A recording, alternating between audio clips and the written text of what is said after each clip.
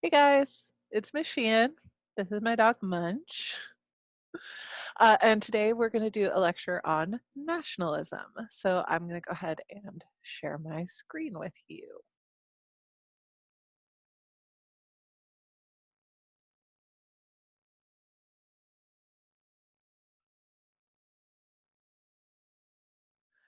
Okay, so nationalism is a belief that people should be loyal to their nation.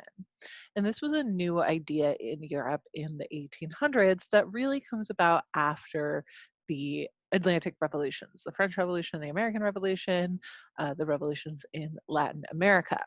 And Latin America is actually the first area of the world to really push this idea of nationalism or loyalty to a nation. And Europe really came after them. This idea that people should be loyal to their nation and that the nation is a part of you. So, the rise of modern nationalism is tied to the spread of democratic ideas with revolutions, especially with the American and French revolutions, right? The idea is that the government is for and by the people, as well as the growth of an educated middle class, which really comes out of the Industrial Revolution. Because now, with the Industrial Revolution, you don't just have people who are rich and people who are poor, you have people who are in the middle, right? And those people are able to really think about what it means to be a nation. So there are six bonds that create a nation state, six things that tie people together that create a nation. So they are culture, history, language, territory or land, nationality, and religion. So we're just going to talk briefly about each of those. So, first is culture. And culture is a shared way of life, right? The way we dress, the way we talk, our behavior, our ideals, our values, our food, right? Our music, our entertainment, all of those different things. I'm going to put Munchie down now. There we go. So culture is something that ties people together, right? It's something we all have in common. We have an American culture, we have a Washingtonian culture, we have a Seattle culture, we have an Issaquah High School culture, right? Those things tie us together. Second is history, which is a common past and a common experiences, right? So learning about history is part of creating a nation, right? We learn about the American Revolution, about the Civil War, about civil rights, about World War II, and all of those things create our nation together because they become this common shared ideas and things about who we are as a people. Third is language, right? In America, we speak English. So it's not to say that that's the only language that is spoken in America, but that is our common language, and right, our national language. And some countries do have official national languages, right? But language is another thing that ties people together. And also things like accents or dialects also tie people together as well. Third is territory, right? The land, right? So for the United States, it's America, right? For Washington, it's our state, right? For France, it's France. So that territory that belongs to a specific group of people.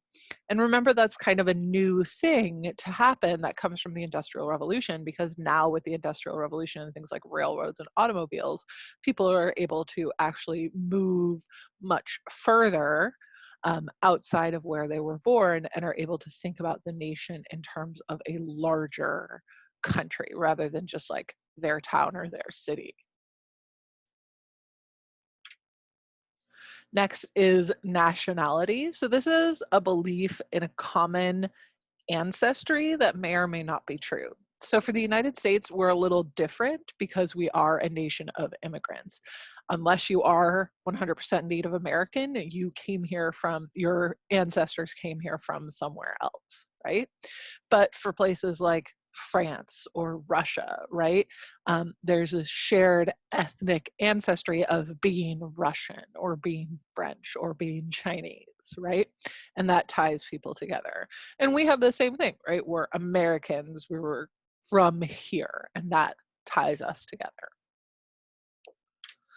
And last is religion. And so this one is a little less um, specific than the other ones, right? Because not all countries have an official religion, but most countries have a religion that the majority of people practice, right?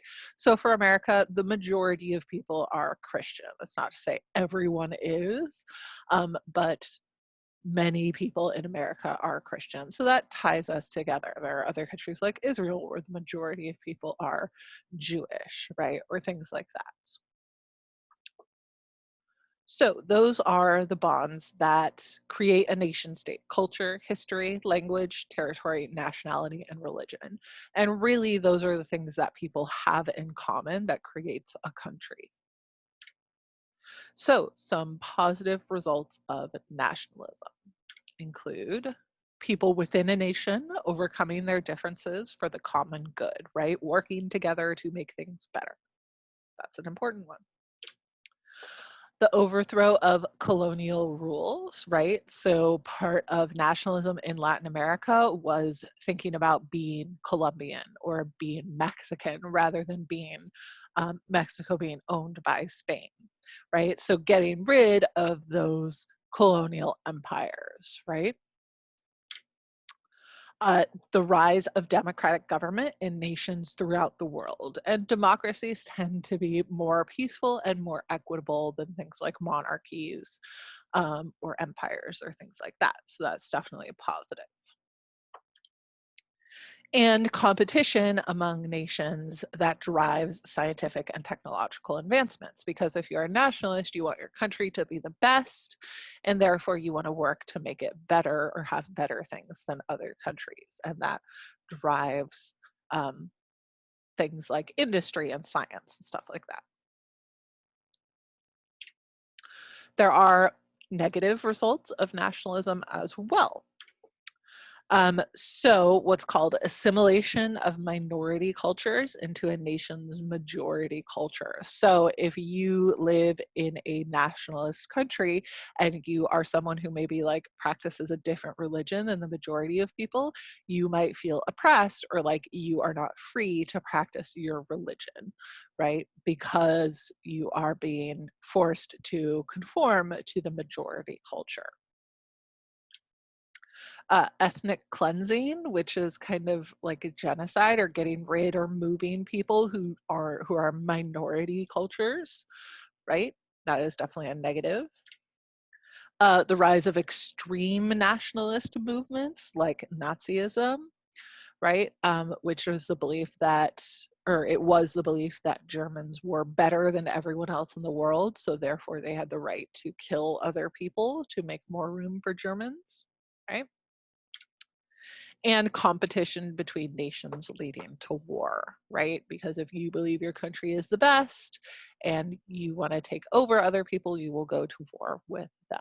So there are definitely positives and negatives for nationalism.